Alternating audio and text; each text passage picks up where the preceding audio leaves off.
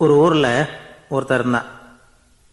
ஏதோ ஒரு சின்ன அலுவலகத்தில் வேலை பார்த்துக்கிட்டு இருந்தான். ரொம்ப ஏழை.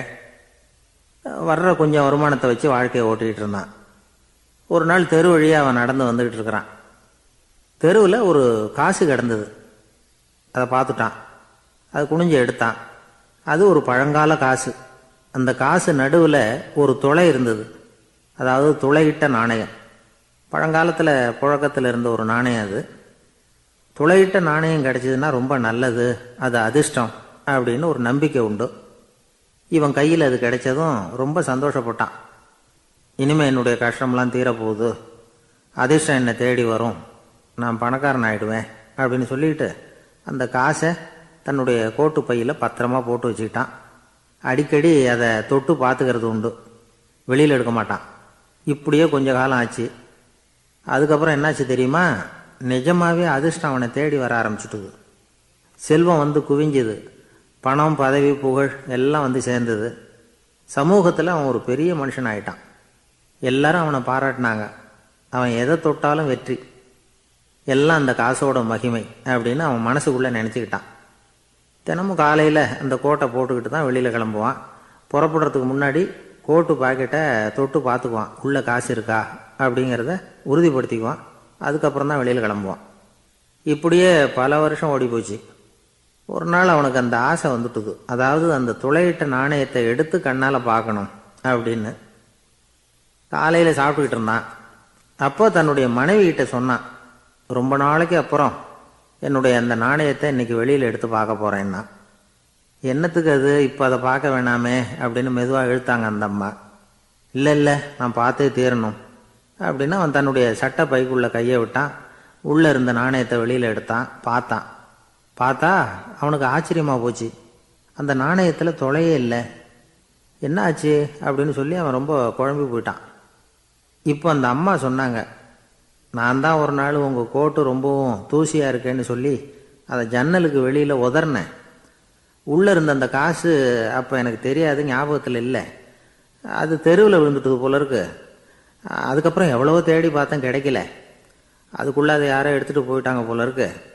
அது இல்லைங்கிறது உங்களுக்கு தெரிஞ்சால் வருத்தமாக இருக்குமேங்கிறதுக்காக நான் தான் வேற ஒரு நாணயத்தை எடுத்து சட்டை பைக்குள்ளே வச்சுட்டேன் அப்படின்னு விவரத்தை சொன்னாங்க அந்த அம்மா. இது எப்போ நடந்ததுன்னு கேட்டான். உங்களுக்கு அந்த காசு கிடைச்சதே அன்னைக்கு மறுநாளே இது நடந்து போச்சு அப்படின்னாங்களாம். இதை கொஞ்சம் யோசனை பண்ணி பாருங்க. அவனுக்கு அதிர்ஷ்டத்தை கொடுத்தது அந்த நாணயம் இல்லை, அவனுடைய நம்பிக்கை, அதாவது தன்னம்பிக்கை. அதுதான் வேலை செஞ்சிருக்கு. இதிலிருந்து நாம் தெரிஞ்சுக்க வேண்டியது என்னன்னா, வாழ்க்கையில் முன்னேற நினைக்கிறவங்களுக்கு தன்னம்பிக்கை ரொம்ப முக்கியம். அது இல்லைன்னா முன்னேற முடியாது. ஒருத்தன் சொன்னானா, நான் எப்போவுமே என்ன தான் சார் நம்புவேன், மற்றவங்கள நம்ப மாட்டேன். நேற்றுக்கு பாருங்க, திடீர்னு 10 பேர் என்னை அடிக்க வந்துட்டாங்க, நான் ஒருத்தனாவே அதை சமாளித்தேன் அப்படின்றான் ரொம்ப பெருமையாக. அது எப்படின்னு கேட்டாங்களாம். ஒரே ஓட்டமாக அங்கேருந்து ஓடி வந்துட்டேன் அப்படின்னானா. யாருக்காவது ஏதாவது கொடுத்துக்கிட்டே இருப்பார், கொடையாளி. தினமும் யாராவது ஒருத்தருக்கு ஏதாவது கொடுக்கலன்னா அவருக்கு தூக்கம் வராது, அப்படி ஒரு பழக்கம். அது மட்டும் இல்லை, அவர் கொடுக்கறது அடுத்தவங்களுக்கு தெரியாது, அவ்வளவு ரகசியமாக அதை கொடுப்பார். வலது கை கொடுக்கறது இடது கைக்கு தெரியக்கூடாதுன்னு சொல்லுவாங்கள்ல, அது மாதிரி அவர். ஒரு நாள் ராத்திரி அவர் ஏற்கனவே தயாராக கட்டி வச்சிருந்த பணம் முடிச்ச கையில் எடுத்துக்கிட்டு வீட்டை விட்டு வெளியில் வந்தார். தெருவில் இறங்கி நடந்தார். இன்னைக்கு யாருக்கு தர்மம் செய்கிறது அப்படின்னு யோசனை பண்ணிக்கிட்டே இருட்டில் நடந்து வந்துக்கிட்டு இருக்கிறார். யாரோ ஒருத்தர் எதிரில் வர்றது மாதிரி தெரிஞ்சுது. உடனே அவர் கிட்ட போனார். தன்கிட்ட இருந்த பணம் முடிச்ச அவசரமாக அவர் கையில் திணிச்சுட்டு திரும்பி வந்துட்டார். அப்பாடா, ஒரு வழியாக யாருக்கும் தெரியாமல் இன்னைக்கு தர்மம் பண்ணியாச்சு அப்படிங்கிற மகிழ்ச்சி, மன நிறைவு அவர் முகத்தில். நிம்மதியாக தூங்கினார். அப்புறம் எழுந்திரிச்சார். மறுநாள் காலையில் ஊர் பூரா ஒரே பேச்சு. என்ன பேச்சுன்னா, நேற்று ராத்திரி ஒரு திருடன் கையில் யாரோ பணத்தை கொடுத்துட்டு போயிருக்கிறாங்க அப்படின்னு எல்லாரும் பேசிக்கிட்டு இருக்கிறாங்க. இதை கேள்விப்பட்டதும் அந்த பெரியவருக்கு ரொம்ப வருத்தமாக போச்சு. அடடா, போயும் ஒரு திருடனுக்காக உதவி பண்ணியிருக்கிறோம், பிரயோஜனம் இல்லாமல் போயிட்டுதே அப்படின்னு நினச்சார். சரி, இன்னைக்கும் யாருக்காவது உதவி பண்ணணும் அப்படின்னு முடிவு பண்ணினார். ராத்திரி நேரம் வந்தது. இவர் வழக்கம் போல் தெருவில் இறங்கி நடந்தார். கையில் பணம் முடிச்சு. எதிரில் ஒரு பொன் உருவம் மங்கலாக தெரிஞ்சது. இவர் உடனே அந்த பெண்கிட்ட பணத்தை கொடுத்துட்டு திருப்தியாக திரும்பி வந்துட்டார். மறுநாள் காலையில் ஊர் பூரா என்ன பேசிக்கிட்டாங்க தெரியுமா? நேற்று ராத்திரி நெறி தவறி நடக்கிற ஒரு பெண்ணின் கையில் யாரோ பணத்தை வச்சுட்டு போயிருக்கிறாங்க அப்படின்னு எல்லாரும் பேசிக்கிறாங்க. அடடா, இன்றைக்கும் தவறுதலாக நடந்து போச்சு அப்படின்னு ஒரு வருத்தப்பட்டார். இருக்கட்டும், இன்றைக்கும் ஏதாவது தர்மம் பண்ணுவோம் அப்படின்னு நினச்சிக்கிட்டாரு. 3வது நாள் ராத்திரியும் புறப்பட்டார். இப்பவும் எதிரில் ஒருத்தர் வந்தார். இவர் பணத்தை கொடுத்தார், திரும்பி வந்துட்டார். மறுநாள் மக்கள் என்ன பேசிக்கிட்டாங்கன்னா, நேற்று ராத்திரி ஒரு செல்வந்தர் கையில் யாரோ பணத்தை கொடுத்துட்டு போயிருக்கிறாங்க அப்படின்னு பேசிக்கிட்டாங்களாம். அவருக்கு ரொம்ப வருத்தமாக போயிட்டுது. என்ன இது தினம் இப்படி ஆகிக்கிட்டு இருக்குதே அப்படின்னு நினச்சிக்கிட்டே படுத்து தூங்கினார். அன்னைக்கு ராத்திரி ஒரு கனவு. அந்த கனவுல இறைவன் வந்து சொன்னாராம், இதோ பாருப்பா, நீ கொடுத்த தர்மம் வீணா போயிடல. உங்ககிட்ட பணம் வாங்கின அந்த திருடன் திருந்திட்டான், அந்த பொண்ணும் திருந்திட்டா, அந்த செல்வந்தனும் கொடையாளி ஆயிட்டான், எல்லாருக்கும் உதவி பண்ண ஆரம்பிச்சுட்டான் அப்படின்னு சொன்னாராம். இந்த கதையை சொன்னவர் யாருன்னா நபிகள் நாயகம். இதில் உள்ள கருத்து என்னன்னா, நல்ல மனசோட தர்மம் பண்ணுனா அது வீணா போறதில்லை. இன்னொரு கருத்து, தர்மம் வந்து தன்னை மட்டுமல்ல அடுத்தவங்களையும் தீமையிலிருந்து காப்பாற்றும். இதுதான் நாம் புரிஞ்சிக்க வேண்டியது. இந்த காலத்திலையும் இது மாதிரி சில சம்பவங்கள் நடக்கிறது உண்டு. ஒரு பெரியவர் இருட்டில் நடந்து வந்துக்கிட்டு இருந்தார். எதிரில் வந்த ஒருத்தன் வலுக்கட்டாயமாக ஒரு கையை பிடிச்சி ஒரு பண முடிப்பை கொடுத்து வச்சுக்க சொல்லிவிட்டு விலகி போயிட்டான். பெரியவருக்கு ஆச்சரியம், இந்த காலத்துலேயும் இப்படி வலது கை கொடுக்கறது இடது கைக்கு தெரியக்கூடாதுன்னு நினைக்கிற கொடையாளிகள் உண்டு போல இருக்கு அப்படின்னு யோசனை பண்ணிக்கிட்டே நடந்தார். கொஞ்சம் தூரம் போயிருப்பார். அதுக்குள்ளே அதே ஆள் திரும்பி வந்தான். கொடுத்த பண முடிப்பை திருப்பி கொடுங்க அப்படின்னு கேட்டு வாங்கிட்டான். இவருக்கு ஒன்றும் புரியல. ஏன் இப்படி பண்ணுறேன்னார். அது ஒன்றும் இல்லைங்க, கொஞ்ச நேரம் இதை உங்ககிட்ட கொடுத்து வச்சிருந்தேன், அவ்வளவுதான் அப்படின்னா. ஏன்னு கேட்டார். என்னை பின்னாடி போலீஸ் தேடிக்கிட்டு வந்துக்கிட்டு இருக்குது, அதுதான் அப்படி பண்ணேன், இப்போ போயிட்டுது, இனிமேல் ஒன்றும் பயமில்லை அப்படின்னு சொல்லிவிட்டு அவன் பாட்டுக்கு நடந்து போகிறான். ஜெருசலேம் அங்கே உள்ள ஒரு தேவாலயம். அதில் உள்ள பலிபீடத்தின் முன்னாடி ஒரு பெட்டி உண்டு. அது காணிக்கை பெட்டி. ஆலயத்துக்கு வர்றவங்க பிரார்த்தனை பண்ணிவிட்டு திரும்பி போகிற சமயத்தில் அந்த பெட்டியில் காணிக்கை போடுவாங்க. அவங்களால எவ்வளவு முடியுமோ அவ்வளவு போடுறது வழக்கம். அவங்கவுங்க வசதிக்கு தகுந்த மாதிரி போடுவாங்க. வசதி உள்ளவங்களாக இருந்தாலும் சரி, வசதியே இல்லாத வறியவர்களாக இருந்தாலும் சரி, ஆலய காணிக்கை பெட்டியில் காசு போடுறது அவங்களுக்கு ரொம்ப பெருமையான ஒரு செயல். ஒரு சமயம் இயேசு தம்முடைய சீடர்களோடு அந்த ஆலயத்துக்கு வரார். அங்கே உட்காந்து ரொம்ப நேரம் வழிபாடு பண்ணிகிட்டு இருக்கிறார். சீடர்களும் அந்த ஜபத்தில் கலந்துக்கிட்டாங்க. வழிபாடு முடிஞ்சுது. இயேசு உட்காந்துருக்கிறார். காணிக்கை பெட்டியில் காசு போடுறவங்கள கவனிக்கிறார்.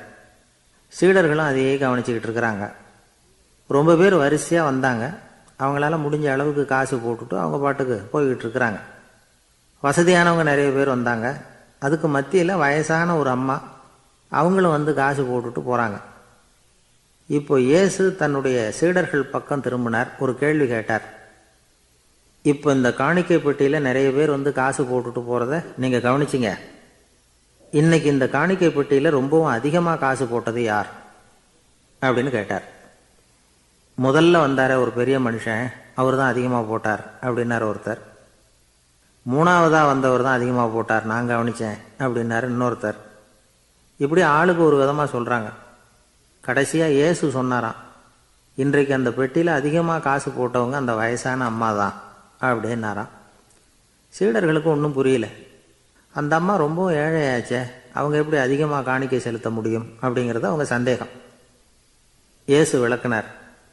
நிறைய பேர் வந்தாங்க, நிறையவே காசுகள் போட்டாங்க, அது உண்மைதான். ஆனாலும் அந்த அம்மா என்ன பண்ணாங்க கவனிச்சிங்களா? வந்தாங்க, தன்னுடைய காசு பையை திறந்தாங்க, அப்படியே கொட்டுனாங்க. அதில் இருந்தது 2 காசுகள் தான். அந்த 2 காசும் காணிக்கை பெட்டியில் விழுந்துட்டுது. மற்றவங்கள்லாம் தங்கள்கிட்ட இருந்த செல்வத்தின் ஒரு சிறு பகுதியை எடுத்து பெட்டியில் போட்டாங்க. ஆனால் இந்த அம்மா தன்கிட்ட என்ன இருந்ததோ அதை அப்படியே போட்டுட்டாங்க. தன்னுடைய பிழைப்புக்காக வச்சிருந்த அவ்வளவையும் இழக்கிறதுக்கு தயாராகிட்டாங்க. அவ்வளவு தாராள மனசு அவங்களுக்கு. அதனால் அவங்க செலுத்தின காணிக்கை தான் அளவில் அதிகம் அப்படின்னார். விலை மதிப்பில்லாத முத்து புதையல் ஒருத்தனுக்கு கிடைக்க போகுதுன்னு வச்சுக்கோங்க. அதன் மதிப்பை உணர்ந்தவன் என்ன பண்ணுவான்? அதை அடையிறதுக்காக தன்கிட்ட இருக்கிற எதையும் கொடுக்கறதுக்கு தயாராக இருப்பான் இல்லையா? அது மாதிரி தான் இதுவும் அப்படின்னார். உலக மதிப்பீடுகளை துரும்பா தூசியா மதித்து அதையெல்லாம் உதறி விடுகிறவன் இறையருள் அப்படிங்கிற இணையில்லாத செல்வத்தை பெறுகிறான் அப்படிங்கிறது இதில் உள்ள கருத்து. இறைவனுக்காக இழப்பதுன்னா துன்பப்படுகிறவர்களுக்காக, ஏழைகளுக்காக, ஏதுமற்றவர்களுக்காக இழப்பது அப்படின்னு அர்த்தம். உங்கள் அயலானுக்கு நீங்கள் என்ன உதவி செய்தாலும் அதை எனக்கே செய்கிறீர்கள் அப்படின்னு இயேசு சொல்லியிருக்கிறார். அடுத்தவங்களுக்கு உதவணுங்கிற குணம் இன்னைக்கு ரொம்ப குறைஞ்சி போச்சு. ஒருத்தன் வாழைப்பழத்தோல் வழுக்கி கீழே விழுந்துட்டான். பக்கத்தில் இருந்த நண்பன் உடனே இவனை தூக்கிக்கிட்டு போய் ஆஸ்பத்திரியில் சேர்த்துட்டான். அதுக்கப்புறம் சொன்னான், நீ அந்த வாழைப்பழத்தோலில் காலை வைக்க போகிறத முன்னாடியே நான் கவனிச்சுட்டேன் அப்படின்னானா. அப்படின்னா அப்போவே நீ எனக்கு உதவி செஞ்சுருக்கலாமே அப்படின்னானா அவன். நான் டாக்டருக்கு உதவலாம்னு நினச்சிட்டேன் அப்படின்னா இவன். பெரிய குடும்பத்தில் பிறந்தவர், இருக்கிற சொத்துக்கள் எல்லாத்தையும் வாரி வழங்கிவிட்டு காட்டுக்கு புறப்பட்டார் தவம் செய்யறதுக்காக. இருந்தது பூராவும் கொடுத்துட்டார். இனிமேல் எதுவுமே இல்லை கொடுக்கறதுக்கு. அப்போ கடைசியாக ஒருத்தன் வந்து கையை நீட்டினானா, ஐயா ஏதாவது கொடுங்கன்றிருக்கான். அவர் பார்த்தார், கட்டியிருக்கிற வேட்டியை தவிர வேற எதுவுமே இல்லை. 8 முழம் பட்டு வேட்டி, ஜரிகை கரையோடு இருக்குது. கடைசியாக அதை தான் எடுத்துக்கிட்டு அவர் புறப்பட்டுருக்கார். அவர் பார்த்தார், எதிரில் அவன் பரிதாபமாக நின்றுட்டு இருக்கிறான். அந்த 8 முழ வேட்டியை 2ஆக கிழிச்சார். 4 முழத்தை அவங்ககிட்ட கொடுத்தாரு. மீதி 4 முழத்தை தன்னுடைய இடுப்பில் கட்டிக்கிட்டு அவர் காட்டுக்கு போயிட்டார். இவன் என்ன பண்ணான் தெரியுமா? கையில் கிடைச்ச 4 முழத்தை எடுத்துக்கிட்டு கடை வீதிக்கு போனான். பழைய பட்டு வேட்டி, ஜருகை இதையெல்லாம் விலைக்கு வாங்குகிற வணிகர் ஒருத்தர் இருக்கார். அவர்கிட்ட போனான். இதை விலைக்கு எடுத்துக்கிறீங்களா அப்படின்னு கேட்டிருக்கான். அவர் வாங்கி பார்த்துருக்கார். ஆஹா, இது ரொம்ப அருமையான வேட்டி, விலை உயர்ந்த ஜருகை, இது ஏது உனக்கு அப்படின்னு கேட்டாரான். அவன் நடந்தது சொல்லியிருக்கான். அப்படின்னா ஒன்று செய்யி, இந்த வேட்டியோட இன்னொரு பாதியையும் மெதுவாக வாங்கிட்டு வந்துரு, உனக்கு நிறைய பணம் தர்றேன் அப்படின்னாரான் அந்த வணிகர். இவன் கொஞ்சம் யோசனை பண்ணி பார்த்தான். கொஞ்சம் இருங்க, வந்துடுறேன் அப்படின்னு சொல்லிவிட்டு நேராக காட்டுக்கு போனான். அவர் எங்கே இருக்காருன்னு தேடி கண்டுபிடிச்சான். அவர் ஒரு இடத்துல தவக்கோலத்தில் இருக்கிறார். கட்டியிருந்த இடவேட்டியும் அவர் அறியாமல் நழுவி கீழே விழுந்து கிடக்குது. இவனுக்கு ரொம்ப வசதியாக போச்சு. அவரை கேட்க வேண்டிய அவசியமே இல்லை. மெதுவாக சத்தம் போடாமல் அடி மேலே அடி வச்சு நெருங்கினான். அவர் கண்ணை மூடிக்கிட்டு அவர் பாட்டு நின்றுக்கிட்டு இருக்கிறார். இவன் மெதுவாக போய் கீழே கிடந்த அந்த துணியை எடுத்துக்கிட்டு சத்தம் போடாமல் திரும்பி நடந்தான். ஒரு 2-3 அடி எடுத்து வச்சிருப்பான். அப்படி ஓட ஆரம்பிக்கிற சமயத்தில் அவன் காலில் கீழே கிடந்த முள் ஒன்று நறுக்குன்னு தைச்சி விட்டுது. வலி தாங்க முடியாமல் அம்மான்னு கத்தியிருக்கான். இந்த சத்தத்தினால கண்ணை மூடி நின்றுக்கிட்டு இருந்த அவரோட தவம் கலைஞ்சது. மெல்ல கண்ணை திறந்து பார்க்குறார். தன் இடையில இருந்த வேட்டி அவன் கையில் இருக்கு. இப்போ அவர் நினைக்கிறார், என்ன நினைக்கிறார்னா, இந்த வேட்டி மீது நான் வைத்த ஆசையல்லவா அவனை திருடனாக ஆக்கி விட்டது அப்படின்னு நினைச்சாராம்.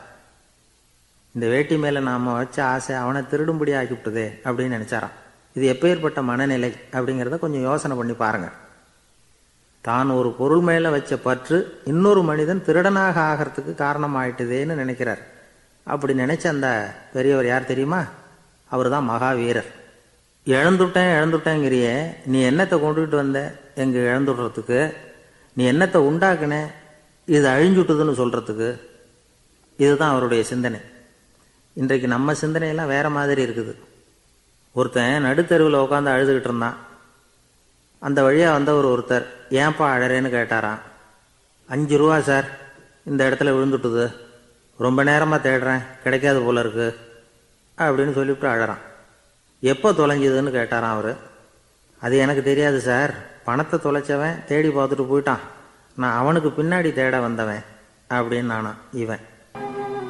இந்த உலகத்தில் தான் மட்டும் வாழ்ந்தா போதும் அப்படின்னு நினைக்கிறவங்க உண்டு. தானும் வாழணும், அடுத்தவங்களும் வாழணும் அப்படின்னு நினைக்கிறவங்களும் உண்டு. முதல்ல சொன்ன வகையை சேர்ந்த மனிதர்கள் எப்படி தெரியுமா? எப்படியாவது தான் மட்டும் வாழ்ந்தால் போதுங்கிற நினைப்பு தான் எப்பவும் அவங்களுக்கு இருக்கும். தங்களுடைய வளர்ச்சிக்கு எது தடையாக இருந்தாலும் சரி, யார் தடையாக இருந்தாலும் சரி, அதை அழிச்சுட்டு தான் மறுவேலை பார்ப்பாங்க. அவங்கெல்லாம் பாவ காரியங்களுக்கு தயங்குறதே இல்லை. அப்படிப்பட்ட வாழ்க்கை அவங்களுக்கே இடைஞ்சலாக அமைஞ்சு விடுறது உண்டு. அதை விளக்கறதுக்கு ஒரு கதையும் உண்டு. ஒரு ஊரில் அப்படிப்பட்ட ஆள் ஒருத்தன் இருந்திருக்கான். நிறைய பாவங்களை செஞ்சவன். அதன் காரணமாக நரகப்படுகுழியில் விழுந்துட்டான். நரகப்படுகுழிங்கிறது ஒரு பெரிய கிணறு மாதிரி. ஏற்கனவே பாவம் செஞ்சவங்க நிறைய பேர் அதில் விழுந்து கிடக்குறாங்க. உள்ள ஏகப்பட்ட சத்தம், எல்லாம் அந்த பாவாத்மாக்கள் போடுற சத்தம். இப்போ விழுந்தானே இவனும் சத்தம் போட்டான். இவன் போடுற சத்தம் கொஞ்சம் அதிகமாக கேட்டுது. இந்த கிணத்துக்கு பக்கத்தில் புத்தர் உட்காந்துருக்கிறார். அவர் காதில் இவன் போடுற சத்தம் விழுந்தது. உடனே அந்த கிணத்தடிக்கு போனார். குனிஞ்சு பார்த்தார். சாமி என்னை காப்பாற்றுங்க அப்படின்னு கத்தனான் இவன். புத்தர் அவனை கொஞ்சம் கவனித்து பார்த்தார். மனித சமுதாயத்துக்கு அவன் என்னென்ன கெடுதல் பண்ணியிருக்கிறாங்கிற விவரமெல்லாம் அவர் மனக்கண்ணில் தெரிஞ்சது. அவருக்கு எல்லாம் புரிஞ்சு போச்சு. இருந்தாலும் அவனை காப்பாற்றுறதுக்கு ஏதாவது வழி உண்டா அப்படின்னு யோசித்தார். அவன் தன்னுடைய வாழ்நாளில் ஏதாவது நல்லது செஞ்சிருக்கானா அப்படின்னு பார்த்தார். ஒரே ஒரு சமயம் அவன் தன்னுடைய காலடியில் மிதிபட இருந்த சிலந்தியை மிதிக்காமல் தாண்டி போயிருக்கிறான். இந்த ஒரு காரியத்துக்காக அவனை கரையேற்ற முடியுமா அப்படின்னு நினைச்சார். அவ்வளவுதான். உடனே அவர் கையில் ஒரு சிலந்தி வந்து உட்காந்துதான். அதுகிட்ட இருந்து நூல் இழை வெளிவர ஆரம்பிச்சது. அந்த நூல் இழை கிணற்று ஆழம் வரைக்கும் அப்படியே நீண்டுகிட்டே போச்சான். புத்தர் பார்த்தார். இந்த நூலை பிடிச்சிக்கிட்டு மேலே ஏறி வா அப்படின்னார். என்னங்க சொல்றீங்க, இந்த சிலந்தி நூல் என்ன தாங்குமான்னு கத்தினான். எல்லாம் தாங்கும், அதை பிடிச்சிக்கிட்டு ஏறி வா அப்படின்னார். சந்தேகத்தோடவே அவன் அந்த நூல் இழைய பிடிச்சி இழுத்து பார்த்தான். ரொம்ப வலுவாக இருந்தது. அவனுக்கு ஆச்சரியம். அதை பிடிச்சிக்கிட்டே மெதுவாக மேலே ஏறி வர ஆரம்பிச்சிட்டான். பாதி தூரம் ஏறி வந்திருப்பான். அப்போ அவன் காலுக்கு கீழே ஏதோ சத்தம். என்னன்னு குனிஞ்சு பார்க்கறான். கீழே கிடந்தவங்க சில பேரும் அந்த நூலை பிடிச்சி மேலே வந்துக்கிட்டு இருக்கிறாங்க. இவனுக்கு கோபம் வந்துட்டுது. தன்னுடைய இடுப்பில் வச்சிருந்த கத்தியை எடுத்து தன்னுடைய காலுக்கு கீழே நூல் இழையை அப்படியே வெட்டி விட்டுட்டான். இனிமேல் நாம மட்டும்தான் மேலே ஏறி வந்துடணும் அப்படின்னு நினச்சிக்கிட்டான். ஆனால் நடந்தது என்ன தெரியுமா? மொத்த நூல் இழையும் அப்படியே அருந்து கீழே விழுந்துட்டுது. அவனும் பொத்துன்னு கீழே விழுந்துட்டான். மறுபடியும் கத்த ஆரம்பிச்சிட்டான். ஏற்கனவே அவன் செஞ்சிருந்த ஒரு சிறு கருணை அந்த நூல் இழைக்கு உறுதியை கொடுத்தது. இப்போ அவன் செஞ்ச பாவம் அந்த நூல் இழைய வலுவிழக்க செஞ்சுட்டுது. அடுத்தவங்களும் வாழணுங்கிற எண்ணம் அவனுக்கு இருந்திருந்தா இப்போ அவனும் கரையேறி வந்திருப்பான், மற்றவங்களும் சௌக்கியமாக வந்து சேர்ந்துருப்பாங்க. அதனால் நாமும் வாழணும், அடுத்தவங்களும் வாழணும் அப்படின்னு நினைக்கிறவன் வாழ்க்கையில் சீக்கிரம் முன்னுக்கு வந்துடுவான். ஒருத்தன் ஒரு டாக்டர்கிட்ட போனான். மருந்து வாங்கினான். வாங்கி கொண்டாந்து பேசாமல் வச்சுட்டான், சாப்பிடல. அப்புறம் எதுக்காகப்பா போய் அவர்கிட்ட மருந்து வாங்கினேன் அப்படின்னு கேட்டாங்க. டாக்டர் வாழணும் இல்லையா, அதனால தான் அப்படின்னா. அவர் கொடுத்த மருந்தை நீ ஏன் சாப்பிடல அப்புறம் அப்படின்னு கேட்டாங்க. நான் வாழணும் இல்லையா, அதுக்காக தான் அப்படின்னா. ஒரு முனிவர் இருந்தார். ஒரு நாள் அவரை தேடிட்டு 4 பேர் வந்தாங்க. சுவாமி, எங்களுக்கு ரொம்ப நாளாக ஒரு சந்தேகம்னாங்க. என்னன்னு கேட்டார். இந்த உலகத்தில் எவ்வளவோ காரியங்கள் நடக்குது, எது நியாயம் எது அநியாயம் அப்படின்னு புரிஞ்சுக்க முடியலன்னாங்க. அது யாராலையும் புரிஞ்சுக்க முடியாதுன்னார் முனிவர். வந்தவங்களுக்கு ஆச்சரியமாக போச்சு. ஒரு மாதிரியாக பார்த்தாங்க. இதை முனிவர் கவனிச்சார். சரி புறப்படுங்க என்னோடன்னார். எங்கன்னு கேட்டாங்க. இப்போ உங்கள் 4 பேரையும் ஒரு புஷ்பக விமானத்தில் அழைச்சிட்டு போகிறேன். இந்த உலகத்தில் சர்வசாதாரணமாக நடக்கக்கூடிய ஒரு காட்சியை உங்களுக்கு காட்ட போகிறேன். நீங்கள் பார்க்க போகிற அந்த காட்சி நியாயமா அநியாயமா அப்படிங்கிறத என்கிட்ட சொல்லணும். நீங்கள் சரியான பதில் சொன்னால் புஷ்பக விமானத்தில் தொடர்ந்து பிரயாணம் பண்ணலாம். தவறான பதில் சொன்னால் இந்த புஷ்பக விமானம் உங்களை கீழே தள்ளி விட்டுரும் அப்படின்னார். 4 பேருக்கும் பயந்தான். இருந்தாலும் முனிவர் கூப்பிடுறாரே அப்படின்னு சொல்லி புறப்பட்டாங்க. அவங்க எல்லாரும் புறப்பட்டு ஒரு காட்டு வழியாக போய்கிட்டு இருக்கிறாங்க புஷ்பக விமானத்தில். அங்கே நடக்கிற ஒரு காட்சியை காட்டுறார் முனிவர். அதோ அங்கே பாருங்கன்னார். அந்த விமானத்தில் இருந்தபடியே எல்லாரும் கீழே குனிஞ்சு பார்க்குறாங்க. அங்கே ஒரு தாய் புலி அப்போ தான் குட்டி போட்டிருக்கு. குட்டிகளை ஈன்ற உடனே பசிக்கு இறை தேடி அந்த பக்கமாக வருது. அதே நேரம் ஒரு தாய் மான், அதுவும் அப்போ தான் குட்டி போட்டிருக்கு. அதுவும் இதே மாதிரி குட்டிகளை ஈன்ற உடனே பசிக்கு இறை தேடி அந்த பக்கமாக வருது. இப்போ அந்த புலி அந்த மானை அடித்து போட்டுவிடுது. அதுவும் சாப்பிடுது, குட்டிகளுக்கும் கொடுக்குது. இப்போ அந்த புலிக்குட்டிகள் முகத்தில் மகிழ்ச்சி, தாயை இழந்த அந்த மான் குட்டிகள் முகத்தில் துக்கம். இப்போ அந்த முனிவர் 4 பேர்கிட்டையும் கேட்குறார், நீங்கள் இங்கே பார்த்தீங்களே, இதில் எது நியாயம் எது அநியாயம் ஒவ்வொருத்தராக சொல்லுங்கள். உங்கள் பதில் சரியில்லைன்னா இந்த விமானம் உங்களை கீழே தள்ளி விட்டுரும், சொல்லுங்கள் பார்க்கலாம்னார். முதல்ல ஒருத்தன் சொன்னான், அந்த புலி செஞ்சது சரிதாங்க, அது பசிக்கு அதுதான் ஆகாரம், தன்னுடைய பசிக்கு தானே இறை தேடிக்கிட்டுது, அதில் என்ன தப்பு, அவ்வளவுதான், அதனால் புலி செஞ்சது நியாயம்தான் அப்படின்னா. அவ்வளவுதான், அந்த விமானம் அவனை அப்படியே கீழே தள்ளி விட்டுட்டுது. அதனால் அவன் கொடுத்த பதில் சரியில்லை அப்படிங்கிறது புரிஞ்சு போச்சு. இப்போ ரெண்டாவது ஆள் சொன்னான், புலி செஞ்சது பாவம், அந்த தாய்மான் என்ன தப்பு பண்ணிச்சு, இப்போ அந்த குட்டிகளுக்கு யார் ஆதரவு, அதனால் புலி செஞ்சது அநியாயம் அப்படின்னா. அவ்வளவுதான், அவனையும் கீழே தள்ளி விட்டுடுது அந்த விமானம். இந்த பதிலும் சரியில்லை அப்படின்னு ஆயிட்டுது. இப்போ மூணாவது ஆள் வந்தான். முதல்ல 2 பேர் கீழே விழுந்ததை பார்த்துக்கிட்டு இருந்தான். அதனால் அவன் சொன்னான், ரெண்டுமே நியாயந்தாங்க, புலி இரை தேடினதும் இயற்கை, அதுக்கு மான் இரையானதும் இயற்கை, அதனால் இதில் ஒன்றும் தப்பு இல்லைன்னா. அவ்வளவுதான், அவனையும் அந்த விமானம் கீழே பிடிச்சி தள்ளி விட்டுது. இப்போ நாலாவது ஆள் வந்தான். முனிவர் கேட்டார், நீயாவது சொல்லுப்பா, இந்த செயலில் எது நியாயம்னார். அவன் தெளிவாக பதில் சொன்னான். அதாவது என்ன சொன்னான்னா, எனக்கு தெரியல அப்படின்னா. அவனை விமானம் கீழே தள்ளலை, சௌரியமாக அழைச்சிட்டு போட்டுது. இவனும் பிரயாணம் சௌக்கியமாக பண்ணானான். ஆக இதுதான் சரியான பதிலுங்கிறத முனிவர் உணர்த்தினார். இந்த கதையிலிருந்து நாம் புரிஞ்சுக்க வேண்டியது என்னென்னா, இந்த உலகத்தில் எவ்வளவோ காரியங்கள் நடக்குது, அதெல்லாம் ஏன் அப்படி நடக்குதுங்கிறதுக்கு எப்பேற்பட்ட பண்டிதராலும் பதில் சொல்ல முடியாது. தெரியாததை தெரியாதுன்னு ஒத்துக்கிட்டா வாழ்க்கை பிரயாணம் சுகமாக இருக்கும். அதனால் தேவையில்லாத விஷயங்களை புரிஞ்சுக்கிறதுக்கு நேரத்தை செலவு பண்ணிகிட்டு இருக்கக்கூடாது. வாழ்க்கையை குழப்பிக்கக்கூடாது. வாழ்க்கைக்கு தேவையானது என்னவோ அதை மட்டும் புரிஞ்சுக்கிட்டா போதும். இந்த காலத்து ஆள் ஒருத்தன் ஒரு பெரியவரை தேடி வந்தான். ஐயா, ஒரு சந்தேகம்னா. என்ன உன்னுடைய சந்தேகம்னார். பகுத்தறிவுன்னா என்ன, விதின்னா என்ன அப்படின்னு கேட்டான். இதுக்கு அவர், இப்போ உன்னுடைய வலது காலை தூக்குன்னார். தூக்கினான். சரி, இப்போ உன்னுடைய வலது காலை கீழே இறக்காம உன்னுடைய இடது காலையும் தூக்குன்னார். தூக்கினான். பொத்துன்னு கீழே விழுந்துட்டான். பெரியவர் சொன்னார், உன்னால் ஒரு காலை தூக்க முடிஞ்சுது, அதுதான் பகுத்தறிவு. 2 கால்களையும் ஒரே சமயத்தில் தூக்குனா அடிபடும், அப்படிங்கிறது தான் விதி அப்படின்னு விளக்கம் கொடுத்தார். இவன் தன்னுடைய விதியை நொந்துக்கிட்டே இடுப்பை பிடிச்சிக்கிட்டு அங்கேருந்து நடந்து போயிட்டானான். ஒரே ஒரு ஊரில் ஒரு கோயில் இருந்தது. ரொம்ப பழைய கோயில். உள்ளே போகிறதுக்கே பயமாக இருக்கும். எந்த நேரத்தில் இடிஞ்சு விழுந்துருமோ அப்படிங்கிற பயம். அப்படி இருந்ததுனால யாரும் துணிஞ்சு சாமி கும்பிடுறதுக்கு அங்கே போகிறதில்ல. கோயிலுக்கு வர்ற கூட்டம் கொஞ்சம் கொஞ்சமாக குறைய ஆரம்பிச்சுட்டுது. கோயில் நிர்வாகிகள் எல்லாரும் கூடி உட்காந்து பேசினாங்க. என்ன பண்ணலாம்னு யோசனை பண்ணாங்க. எந்த இடம் மோசமாக இருக்கோ அந்த இடத்த பழுது பார்த்தாங்க. அங்கே இங்கே வர்ணத்தை பூசி கொஞ்சம் அழகுபடுத்தி பார்த்தாங்க. ஏதோ இந்த ஊரில் கோயில்னு ஒன்று இருக்குது, அது மக்களுக்கு தெரியணும் அப்படிங்கிறதுக்காகத்தான் இப்படிலாம் பண்ணாங்க. இருந்தாலும் கோவில் இருக்கிற நிலைமை மக்களுக்கு தெரியும். அதனால் அங்கே வர்றது குறைச்சிக்கிட்டாங்க அவங்க. ஒரு கட்டத்தில் யாருமே வர்றதில்லை. நிலைமை அந்த அளவுக்கு ஆயிட்டுது. மறுபடியும் கோவில் நிர்வாகிகள் கூட்டம் நடந்தது. இந்த கூட்டம் கூட கோயிலுக்கு உள்ளே நடக்கலை, இடிஞ்சு விழுந்துருமோங்கிற பயம். அதனால் வெளியில் தான் உட்காந்து கூட்டத்தை நடத்தினாங்க. ஏன்னா உள்ளே போகிறதுக்கு அவங்களுக்கும் துணிச்சல் கிடையாது. எந்த நேரமும் விழுந்துரும் போல் இருந்தது அது. அது வழியாக போகிறவங்க கூட வேகமாக அந்த இடத்த கடந்து போக ஆரம்பிச்சிட்டாங்க.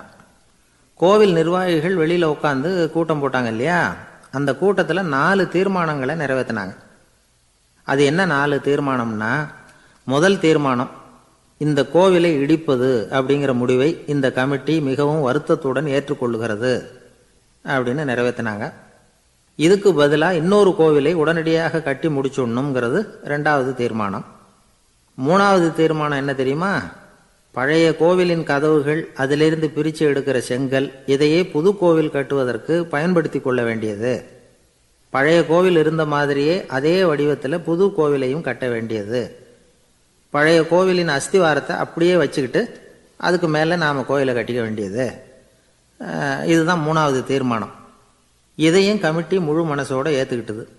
இது வரைக்கும் சரி. இப்போ அந்த கமிட்டி 4வதாக ஒரு முக்கியமான தீர்மானத்தை கொண்டுகிட்டு வந்து அதையும் ஏகமனதாக நிறைவேற்றி விட்டுது. அது என்ன தீர்மானம்னா, புதிய கோவில் கட்டி முடிக்கிற வரைக்கும் பழைய கோவிலை இடிக்கிறதில்லை அப்படிங்கிற தீர்மானம். எப்படி இருக்குது பாருங்க இது. பழசை இடிக்காத வரையில் அதே இடத்துல புதுசாக எப்படி கட்ட முடியும்? பல விஷயங்களில் நாம் நடந்துக்கிற முறையும் இப்படி தான் இருக்குதான். வாழ்க்கையில் முன்னேறணும்னு ஆசைப்படுவோம்.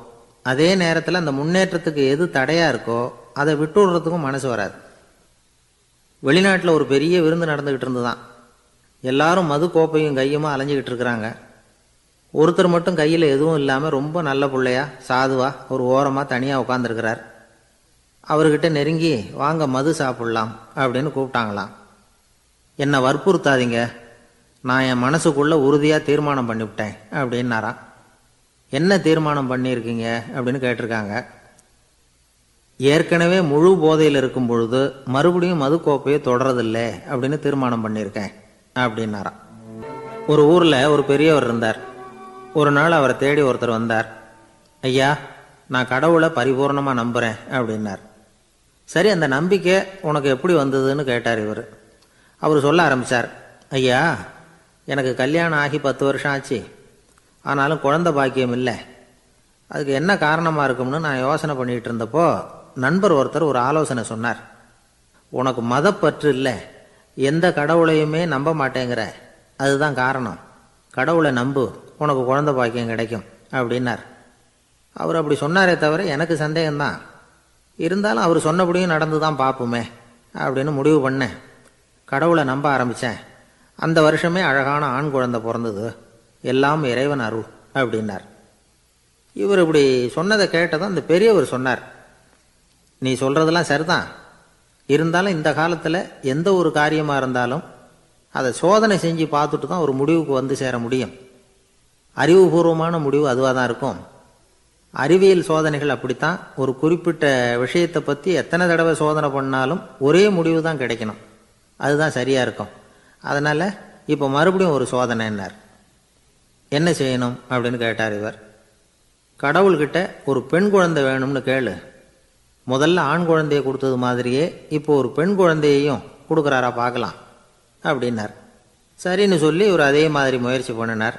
அதுக்கப்புறம் அவர் இந்த பெரியவர்கிட்ட வரவே இல்லை. கொஞ்ச காலம் கழித்து இவரே அவரை தேடிக்கிட்டு போய் கதவை தட்டினார். அவர் கதவை திறந்தார். என்ன ஆச்சு, கடவுள் கண் திறந்தாரா அப்படின்னு கேட்டார். அவர், அந்த சமாச்சாரம்லாம் நமக்கு வேணாம் சார். முதல் தடவை அது ஏதோ தற்செயலாக ஏற்பட்ட ஒரு சாதகம். இப்போ நீங்கள் 2வது தடவை சொன்ன பிறகு தினமும் கடவுளை வேண்டிக்கிட்டு தான் இருக்கிறேன், ஒன்றும் நடக்கலை அப்படின்னார் ரொம்ப விரக்தியாக. ஒரே ஒரு தோல்வியில் உங்கள் நம்பிக்கையெல்லாம் பறந்து போயிடுது பார்த்தீங்களா அப்படின்னார் அந்த பெரியவர். எல்லாம் நல்ல விதமாக நடக்கிற வரைக்கும் நம்பிக்கை, எதிர்பார்த்தது தோல்வியில் முடிஞ்சுட்டுதுன்னா அவநம்பிக்கை. மற்றவர்கள் பேரில் வைக்கிற நம்பிக்கை எந்த நேரத்திலையும் விவகாரமாகி விடக்கூடிய சாத்தியம் உண்டு. நாம் நம்பிக்கை வைக்க வேண்டியது நம்மகிட்ட தான். நமக்குள்ளே இருக்கிறார் கடவுள். எனவே நம்ம பேரில் நாம் வைக்கிற நம்பிக்கை தான் உண்மையான கடவுள் பக்தி. நிபந்தனையற்ற நம்பிக்கையாக அது இருக்கணும். எல்லாம் நல்லபடியாக நடந்துக்கிட்டு இருந்தால் எந்த முட்டாளுக்கும் நம்பிக்கை வரத்தான் செய்யும் அப்படிங்கிறது ஒரு பெரியவர் கருத்து. தியானத்தின் மூலமாக தான் உனக்குள்ள ஆழமாக தோண்டுனா உன்னுடைய அடி ஆழத்தில் நம்பிக்கை அப்படி ஊற்றெடுக்கும், அதை பார்க்க முடியும் அப்படிங்கிறது பெரியவர்கள் சிந்தனை. ஒரு குழந்தை அப்பாவை பார்த்து என்னப்பா பண்ணுறேன்னு கேட்டுதான். பிரார்த்தனை பண்ணிகிட்டு இருக்கிறேன்னாராம் அப்பா. பிரார்த்தனை பண்ணுனா என்ன கிடைக்கும் அப்படின்னு கேட்டுதான் குழந்தை. எல்லாம் கிடைக்கும் அப்படின்னாராம் அப்பா.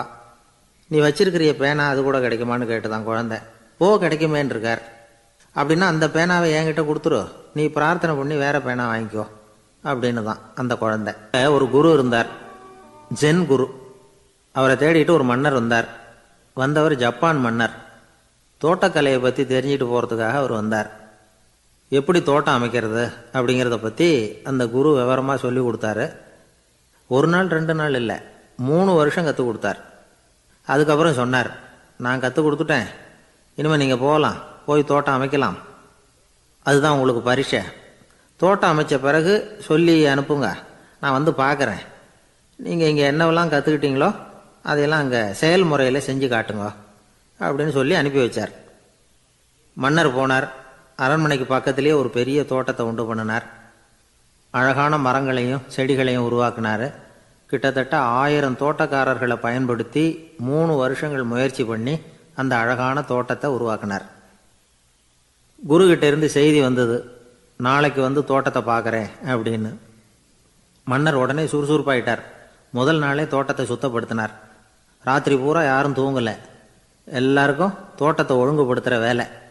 அது அந்தந்த இடத்துல ஒழுங்காக இருக்குதா அப்படின்னு சரி பார்த்தாங்க. ஒரு தவறும் இல்லாத வகையில் அதை ஒழுங்குபடுத்தினாங்க. மறுநாள் குரு வந்தார், தோட்டத்தை பார்த்தார்.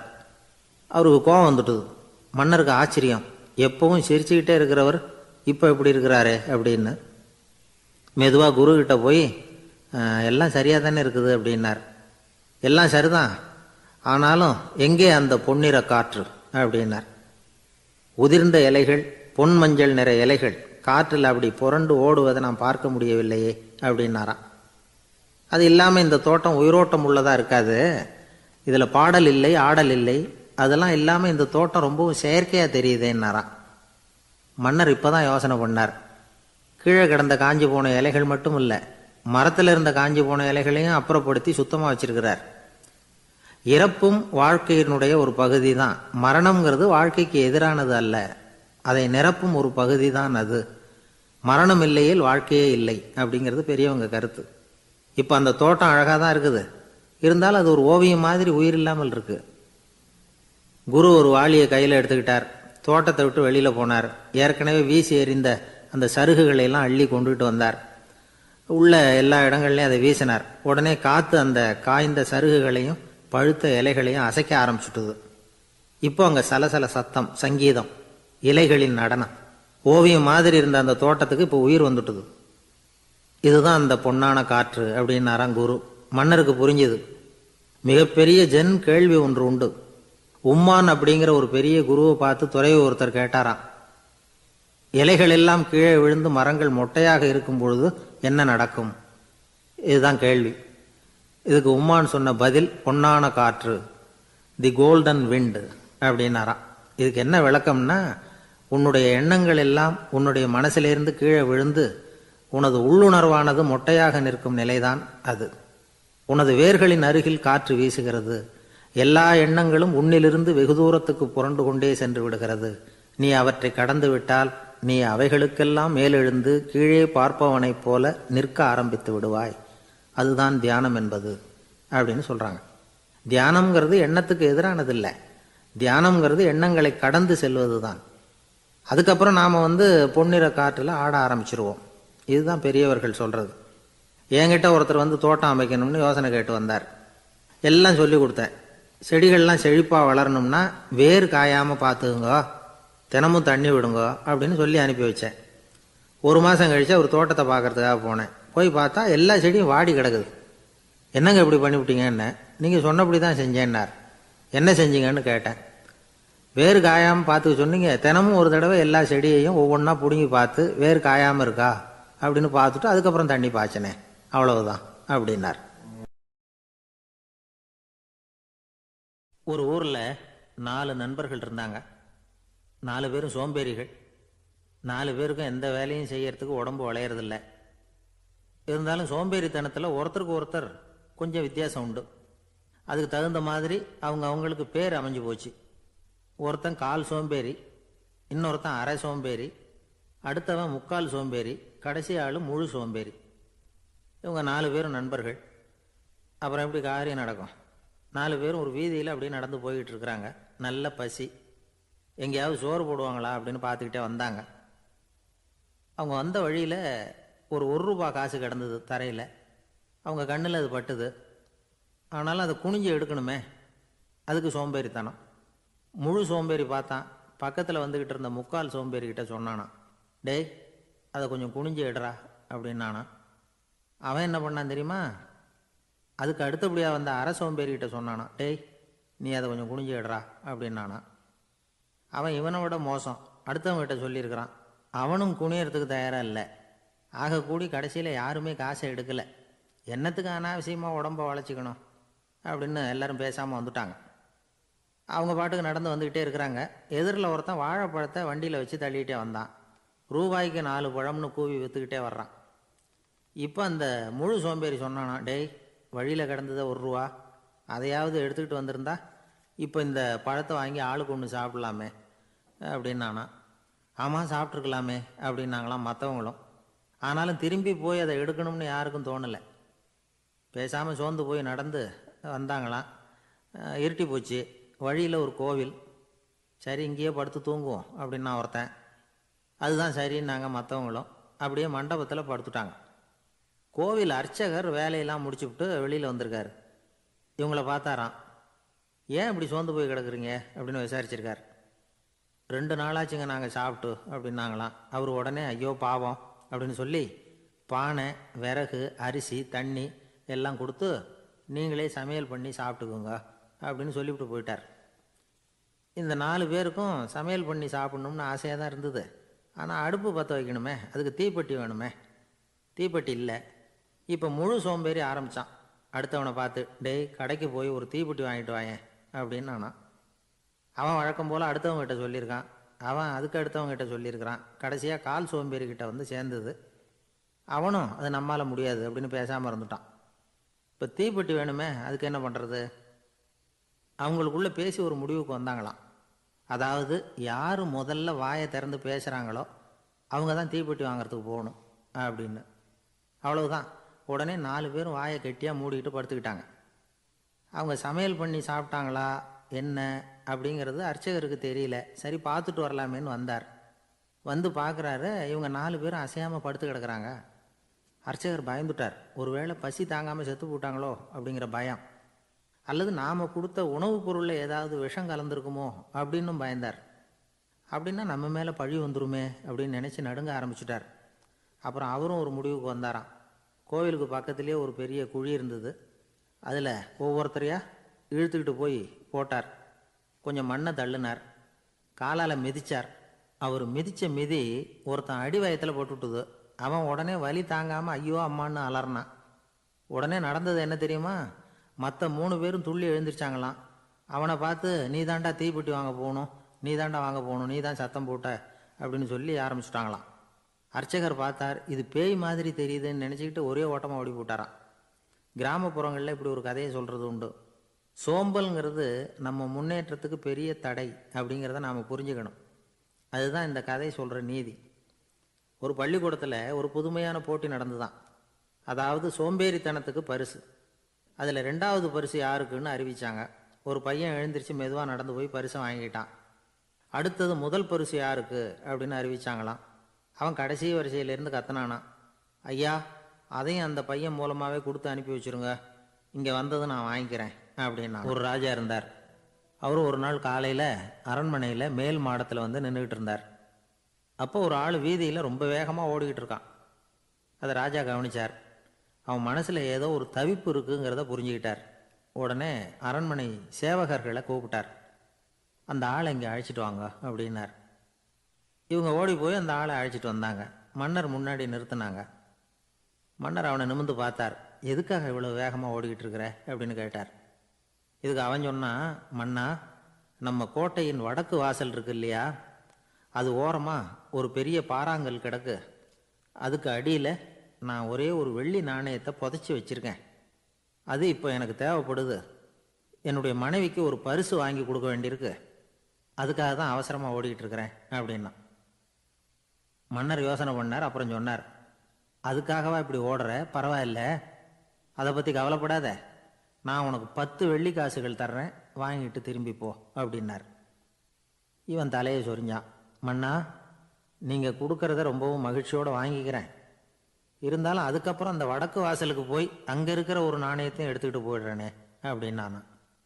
இதை பாருப்பா, அந்த ஒரு நாணயத்தை மறந்துடு, உனக்கு 100 வெள்ளி நாணயங்கள் தரேன் இருக்கார். மன்னா, ரொம்ப மகிழ்ச்சி. உங்கள் மாதிரி தாராள குணம் வேற யாருக்கும் வராது.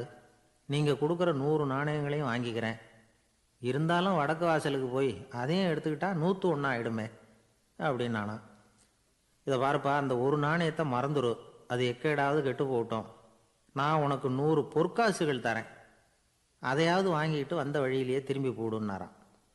தங்க நாணயங்களே தரேன்னு சொல்கிறீங்க, தாராளமாக வாங்கிக்கிறேன். இருந்தாலும் வடக்கு வாசலுக்கு போய் அப்படின்னு மறுபடியும் ஆரம்பித்தான். அரசர் வந்து பொறுமை இழந்துட்டார். கடைசியாக ஒரு முடிவுக்கு வந்துட்டார்.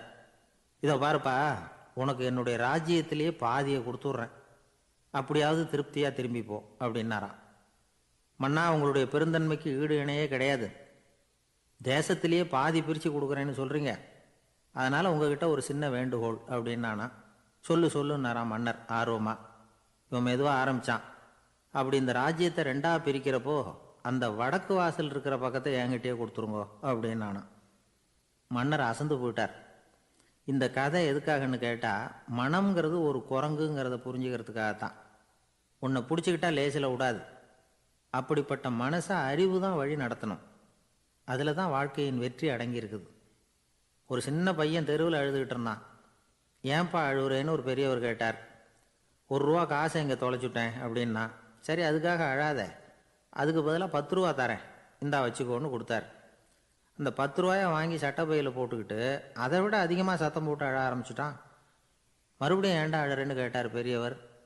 அந்த 1 ரூபாயும் கிடச்சிட்டுதுன்னா இப்போ என்கிட்ட 11 ரூபா இருக்குமே, இப்போ 10 ரூபா தானே இருக்குது அப்படின்னு சொல்லிவிட்டு அழறான் ஒருத்தர்.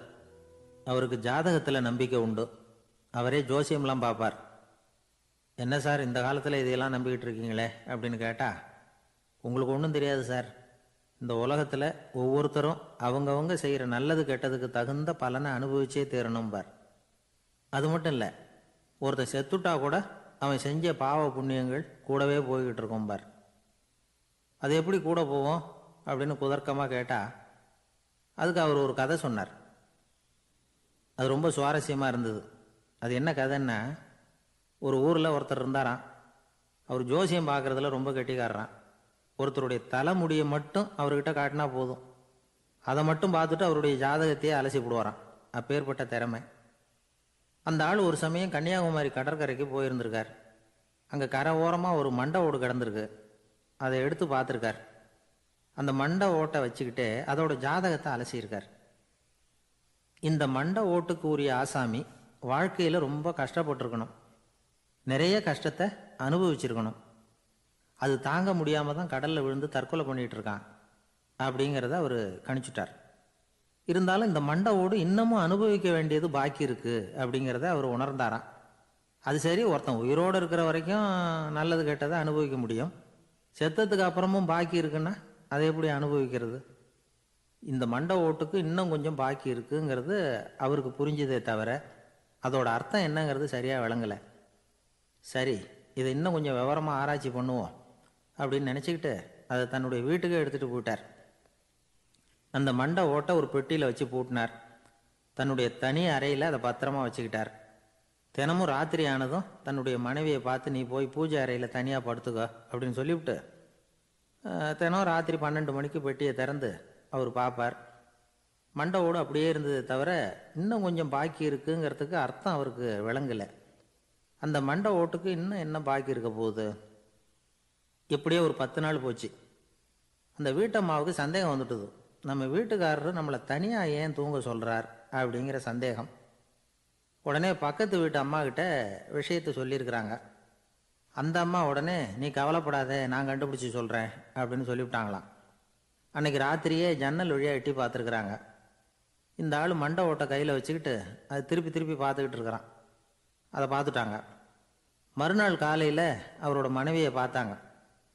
ஏம்மா, உன் வீட்டுக்காரருக்கு நீ முதல் மனைவியா 2வது மனைவியா அப்படின்னு கேட்டாங்களாம். எனக்கு தெரிஞ்ச வரைக்கும் நான் ஒருத்தி தான் அவருடைய மனைவி அப்படின்னாங்களாம் அவங்க. அப்படி இல்லை, நீ அவருக்கு 2வது மனைவி. முதல் மனைவியின் மண்டை ஓட்டை தான் அவர் தினமும் ராத்திரியில் எடுத்து பார்த்துக்கிட்டு இருக்கிறார் அப்படின்னாங்க அடுத்த வீட்டு அம்மா. அப்படியா விஷயம் அப்படின்னு சொல்லிவிட்டு கணவன் வீட்டில் இல்லாத நேரமாக பார்த்து அந்த மண்டை ஓட்டை எடுத்து கொண்டாந்து ஒரு உரலில் போட்டு உலக்கையால் குத்தி நொறுக்க ஆரம்பிச்சிட்டாங்க. வெளியில் போயிருந்த அந்த ஆள் அப்போ தான் உள்ளே நுழைஞ்சார். மண்டை ஓடு உலக்கைக்கிட்ட குத்து வாங்கிக்கிட்டு இருக்கு. அது அனுபவிக்க வேண்டியது இன்னும் கொஞ்சம் பாக்கி இருக்குங்கிறதுக்கு அர்த்தம் எனக்கு இப்போ தான் புரிஞ்சுது அப்படின்னாராம் அவர். இந்த கதையிலேருந்து நாம் இன்னொரு நீதியையும் புரிஞ்சுக்கணும். அதாவது நம்ம வீட்டை பற்றி நமக்கு புரியாததெல்லாம் அடுத்த வீட்டுக்காரங்களுக்கு நல்லா புரியும். ஒரு ஆள் இருந்தான். அவன் ஒரு நாள் கோயிலுக்கு போனான். கடவுள்கிட்ட வேண்டிக்கிட்டான், எனக்கு ஒரு 1,00,000 ரூபா நீ கொடுத்தா நான் உன் சன்னதியில் ஒரு தேங்காய் உடைக்கிறேன் அப்படின்னு வேண்டிக்கிட்டான். கடவுள் பார்த்தார். உடனே அவன் கண் முன்னாடி தோன்றினார். இந்தா நீ கேட்ட 1,00,000 ரூபாய் அப்படின்னு சொல்லி அவன் கையில் பணத்தை கொடுத்துட்டு மறைஞ்சிட்டார். இவனால் நம்பவே முடியல. இவ்வளவு சுலபமாக கிடைக்கும்னு தெரிஞ்சிருந்தா அனாவசியமாக ஒரு தேங்காய் உடைக்கிறேன்னு வேண்டியிருக்க வேண்டியது இல்லையே அப்படின்னு நினச்சான். இருந்தாலும் வேண்டுதலை நிறைவேற்ற வேண்டியது கடமை. அதுக்காக என்ன பண்ணான், பக்கத்தில் ஒரு கடைக்கு போனான். ஒரு தேங்காயை கையில் எடுத்தான். இது என்ன விலைன்னு கேட்டான். 5 ரூபான்னார் கடையில் இருந்தவர். அதிகமாக இருக்குதே விலைன்னா. அப்படின்னா ஒன்று செய்யுங்க, அடுத்த ஊருக்கு போங்க, அங்கே தென்னந்தோப்பு அதிகம், அதனால் அங்கே இதை விட குறைஞ்ச விலைக்கு கிடைக்கும் அப்படின்னார். சரின்னு அடுத்த ஊருக்கு கிளம்புனான். அங்கே போய் விசாரித்தான். ஒரு தேங்காய் 3 ரூபாய் விலைன்னாங்க. இதுவும் அதிகமாக தெரியுதேன்னா. அப்படின்னா ஒன்று செய்ய, அதோ அந்த ஆற்று ஓரமாக ஒரு தென்னை மரம் இருக்கு பார், அதில் நீயே ஏறி பறிச்சுக்கோ, ஒரு தேங்காய்க்கு 1 ரூபா கொடுத்தா போதும் அப்படின்னார் அந்த தோப்புக்கு சொந்தக்காரரு. இவனுக்கு மரம் ஏற தெரியாது, இருந்தாலும் ஆசை யாரை விட்டுது, விலை சல்லிசா இருக்குதே. ஆற்று உரம் போனால் தட்டு தடுமாறி அந்த மரத்தில் ஏறினா அந்த தென்னை மரம் வளைஞ்சி ஆற்று பக்கம் போய் அப்புறம் நிமிர்ந்து இருந்தது. அதாவது மரத்தின் உச்சி சரியாக ஆற்றுக்கு நடுவில் இருந்தது. ஆற்றுல வெள்ளம் கரைபுரண்டு ஓடிக்கிட்டு இருக்கு. இவன் கடவுள் கொடுத்த 1,00,000 ரூபாயை மடியில் வச்சு இறுக்கி கட்டிக்கிட்டான். உச்சிக்கு போய் காய் பறிக்கிற சமயத்தில் காற்று மழையும் பலமாக கலந்து அடிக்க ஆரம்பிச்சுட்டுது. கால் வழுக்கி விட்டுட்டுது. இவன் சடார்னு ஒரு தென்னை மட்டையை பிடிச்சிக்கிட்டு தொங்க ஆரம்பிச்சிட்டான். கீழே பயங்கரமான வெள்ளம், மடியில் 1,00,000 ரூபா பணம். என்ன செய்யறதுன்னு தவிக்கிறான். இந்த சமயம் கரையில் ஒரு யானைப்பாகன் யானையை குளிப்பாட்டிக்கிட்டு இருக்கிறான். அது அவன் கண்ணில் பட்டுது. ஐயா ஒரு உதவின்னு கத்துனான். அவன் என்ன செய்யணும்னு கேட்டான். உன் யானையை மெதுவாக இங்கே அழைச்சிட்டு வா, எனக்கு நேராக கீழே நிறுத்து, என் காலை பிடிச்சி மெதுவாக கீழே இறக்கி விட்டுரு, என் மடியில் இருக்கிற பணத்தில் உனக்கு 10,000 ரூபா தரேன் அப்படின்னா. அவன் பார்த்தான். காலை கையை பிடிச்சா கூட எவனும் இந்த காலத்தில் 10 ரூபாய்க்கு மேலே தரமாட்டேங்கிறான், இவன் காலை பிடிச்சா 10,000 தர்றேங்கிறான் அப்படின்னு யோசனை பண்ணான். உடனே யானையை கொண்டுட்டு போனான். அவனுக்கு நேராக கீழே நிறுத்தினான். அவன் காலை பிடிச்சான். அவ்வளவுதான். அந்த நேரம் பார்த்து யானை மெதுவாக நடந்து அப்பால போட்டுது. இப்போ யானைப்பாகன் அவன் காலை கெட்டியாக பிடிச்சிக்கிட்டு தூங்குறான். பரிதாபமாக மேலே பார்க்குறான். அவன் மட்டையை பிடிச்சிக்கிட்டு தூங்குறான். இப்போ யானைப்பாகன் சொல்கிறான், தம்பி மட்டையை விட்டுறாத, கெட்டியாக பிடிச்சிக்கோ, நான் உனக்கு 10,000 ரூபா தரேன், இதோ மடியில் தான் வச்சுருக்கேன்னா. மேலே தொங்குறவனுக்கு இந்த நிலைமையிலேயும் ஒரு சந்தோஷம், மேற்கொண்டு ஒரு 10,000 ரூபா நமக்கு கிடைக்கும் போல இருக்கே அப்படின்னு. இந்த சமயத்தில் ஒருத்தன் ஒட்டகத்தை ஓட்டிகிட்டு வந்தான் அந்த பக்கமாக குளிப்பாட்டுறதுக்கு. யானைப்பாகன் பார்த்துட்டான். ஐயா ஒட்டகக்காரரே, அதை இங்கே கொண்டுகிட்டு வா, எங்கள் காலை பிடிச்சி பத்திரமா இறக்கி விடு, நாங்கள் பணம் கொடுக்குறோம்னா. அவனும் பணத்துக்கு ஆசைப்பட்டு வந்தான். அவன் காலை பிடிக்கிற சமயம் ஒட்டகமும் நழுவி போட்டுது. இப்போ 3 பேருமே வரிசையாக தொங்குறாங்க. ஒட்டகக்காரன் கத்துறான், தம்பி மட்டையை விட்டுறாத, கெட்டியாக பிடிச்சிக்கோ, நான் என் மடியில் இருக்கிற 5,000 உனக்கு தந்துடுறேன்னா. மேலே தொங்குறவனுக்கு இன்னமும் சந்தோஷம், இவனும் பணம் தர்றேங்கிறான் அப்படின்னா இன்னைக்கு நமக்கு மொத்த பண வரவு எவ்வளவு அப்படின்னு ஒவ்வொன்றா கூட்டி பார்க்க ஆரம்பித்தான். மனக்கணக்கு சரியாக வரல. அதனால் அப்படியே விரலை விட்டு எண்ண ஆரம்பித்தான். அவ்வளவுதான். மட்டையை விட்டுட்டு கை நழுவி வந்துட்டுது. 3 பேரும் பொத்துன்னு ஆற்றுல விழுந்தாங்க. படாத பாடுபட்டு தட்டு தடுமாறி கரைக்கு வந்து சேர்ந்தாங்க. 3 பேர் மடியில் இருந்த பணமும் ஆற்றோட போட்டுது. பேராசை பெருநஷ்டம் அப்படின்னு ஒரு பழமொழி இருக்குல்ல, அதை விளக்கறதுக்காக சொல்லப்பட்ட கதை இது. இந்த காலத்தில் ஒருத்தர் ஒரு நீச்சல் குளத்தில் நீச்சல் அடிச்சுக்கிட்டு இருக்கிறார். காவலுக்கு இருந்தவர் அதை கவனிச்சுட்டார்.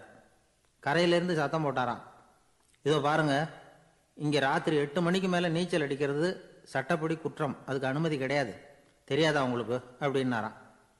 இதுக்கு அவரு, ஐயையோ நான் நீச்சல் அடிக்க வந்தவன் இல்லைங்க, சும்மா சுற்றி பார்க்க வந்தவன், தடுமாறி குளத்தில் விழுந்துட்டேன், நீச்சல் தெரியாது, அதனால் தத்தளிச்சுக்கிட்டு இருக்கிறேன் அப்படின்னு கத்துனாராம்.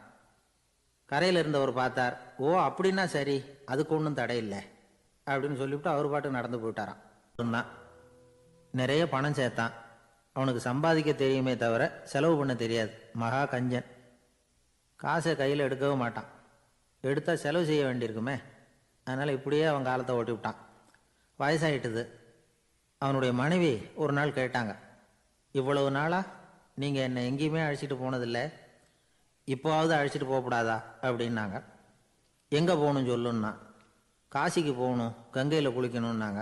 இவன் பார்த்தான், இதுக்கு ஏன் அவ்வளோ தூரம் செலவு பண்ணிட்டு போகணும், நம்ம ஊர் ஆற்றுலையே குளிக்கலாமே, இதுவும் புண்ணிய நதி தான், இங்கே குளித்தா அங்கே குளித்த பலன் கிடச்சிரும் அப்படின்னா. சரின்னு 2 பேரும் ஆத்தங்கரைக்கு போனாங்க. அன்றைக்கி ஏதோ விசேஷம், நிறைய கூட்டம், நிறைய பேர் குளிச்சுக்கிட்டு இருக்கிறாங்க. கரையில் சில புரோகிதர்கள் நின்றுக்கிட்டு இருக்கிறாங்க. குளிக்கிறதுக்கு முந்தி அவங்கக்கிட்ட உட்காந்தா ஏதோ மந்திரம்லாம் சொல்லுவாங்க, கொஞ்சம் காசு கொடுக்க வேண்டியிருக்கும். அதனால் இவன் என்ன பண்ணான், ஆத்தங்கரையிலேயே கொஞ்சம் தூரம் போனான். ஊரை விட்டு தள்ளி வந்துட்டான். அங்கே யாருமே இல்லை. அப்பாடான்னு சந்தோஷப்பட்டான். குளிக்கலாம்னு புறப்பட்டான். இந்த நேரம் கடவுள் பார்த்தார், இந்த கஞ்சனுக்கு ஏதாவது புத்தி போகட்டணும் அப்படின்னு நினைச்சார். உடனே ஒரு புரோகிதர் மாதிரி உருவத்தை மாற்றிக்கிட்டு அந்த ஆள் முன்னாடி வந்து நின்னார். அவனுக்கு அதிர்ச்சி. இங்கே யாருமே இருக்க மாட்டாங்கன்னு நினச்சா இங்கேயுமே ஒரு ஆள் வந்துட்டார, என்ன பண்ணுறதுன்னு யோசனை பண்ணான். புரோகிதர் உருவத்தில் இருந்த கடவுள் சொன்னார், இதை பாருங்க, இன்னைக்கு விசேஷ நாள், நீராடுறதுக்கு முன்னாடி சுயகல்பம் பண்ணிக்கிறது ரொம்ப நல்லது அப்படின்னார். என்கிட்ட பணம் எதுவும் இல்லையேன்னா. பரவாயில்ல, அப்புறமா கொடுங்க, வாங்கிக்கிறேன். ஆனால் ஒன்று, எவ்வளவு கொடுப்பீங்கிறத மட்டும் இப்போவே சொல்லிவிடுங்க அப்படின்னார். இவன் ரொம்ப யோசனை பண்ணான். ஒரு 10 பைசா தரேன் அப்படின்னா. சரின்னு ஒத்துக்கிட்டு எல்லா கிரியைகளையும் அவர் செஞ்சார். அதுக்கப்புறம் கணவனும் மனைவியும் ஆற்றுல குளித்தாங்க. அவர் போயிட்டார். கொஞ்ச நாள் கழித்து அவன் வீட்டுக்கு வந்தார் கடனை வசூல் பண்ணுறதுக்கு. வாசலில் நின்றுக்கிட்டு இருந்த அவன் மனைவி இவரை பார்த்ததும் தயங்க ஆரம்பித்தாங்க. அந்த அம்மா கிட்ட விஷயத்த சொன்னார். அந்த அம்மா ஓடி போய் உள்ளே இருக்கிற தன்னுடைய கணவர்கிட்ட சொன்னாங்க. அவன் யோசனை பண்ணான், இப்போ வெளியில் போனால் அவனுக்கு 10 காசு கொடுக்க வேண்டியிருக்கும். அதனால் எனக்கு காய்ச்சல்னு அந்த ஆளுகிட்ட சொல்லிவிடு, இன்னொரு சந்தர்ப்பத்தில் என்னை வந்து பார்க்க சொல்லு அப்படின்னா. அந்த அம்மா போய் சொன்னாங்க. அப்படிங்களா, அப்படின்னா அவரை நான் உடனே போய் பார்க்கணுமே அப்படின்னு உள்ளே நுழைய ஆரம்பித்தார். அவங்க மறுபடியும் இருங்க தான் வரேன்னு சொல்லிவிட்டு உள்ள ஓடி விஷயத்த சொன்னாங்க. இது ஏதுடா வம்பா போச்சு அப்படின்னு பார்த்தான். மனைவியை கிட்டத்தில் கூப்பிட்டான். இதோ பாரு, ஜன்னி கண்டு நான் இறந்து போயிட்டதா சொல்லிவிடு அப்படின்னா சொன்னாங்க. புரோகிதர் பார்த்தார். அப்படின்னா ஒரு வழியாக இருந்து அவருடைய இறுதி சடங்குகளையும் நானே முடிச்சுட்டு போயிடுறேன் அப்படின்னார். உள்ளே இருந்தவன் யோசனை பண்ணான், அந்த ஆள் என்னை விடமாட்டான் போல இருக்கு. அதனால் ஒரு சவப்பெட்டியில் என்னை வச்சு தூக்கிக்கிட்டு மயானத்துக்கு போங்க, பார்த்துக்கலாம் அப்படின்னா. புரோகிதரும் விடுற மாதிரி இல்லை, கூடவே நடந்து போயிட்டு இருக்கிறார். அங்கே இறக்கி சடங்குகளை முடிச்சுட்டு தீ வைக்கிற நேரம் பொட்டிக்குள்ளே இருந்த நம்ம ஆள் அலறி அடிச்சுட்டு வெளியில் ஓடி வந்தான். புரோகிதர் உருவத்தில் இருந்த கடவுள் சிரித்தார். தன்னுடைய சுய உருவத்தை காட்டினார். அதுக்கப்புறம் அவனை கூப்பிட்டு, இதை பாருப்பா, ஏன் இப்படி அல்லாடுற, ஏதாவது வர வேணும்னா கேள்வித்தரேன் அப்படின்னார். அவன் யோசனை பண்ணான். பகவானே, ஒரே ஒரு வரம் தான் உங்ககிட்ட கேட்கணும்னா. என்ன வேணும் கேளுன்னார். அந்த 10 பைசா தட்சணையை தள்ளுபடி பண்ணால் போதும் அப்படின்னா. கடவுளும் சரின்னு சொல்லிட்டு போயிட்டார். இப்படி ஒரு கதையை சுவாமி சிவானந்தர் சொல்லியிருக்கிறார். செல்வந்தர்கள் பல பேர் இப்படித்தான் இருக்கிறாங்க. தாங்களும் அனுபவிக்க மாட்டாங்க, அடுத்தவங்களுக்கும் கொடுக்க மாட்டாங்க. இது மாதிரியான கஞ்சர்களுக்கு இந்த உலகம் இல்லை, அந்த உலகம் இல்லைங்கிறார் அவர். இந்த கதையில் கடவுள் கடன் வசூலுக்கு வந்தது மாதிரி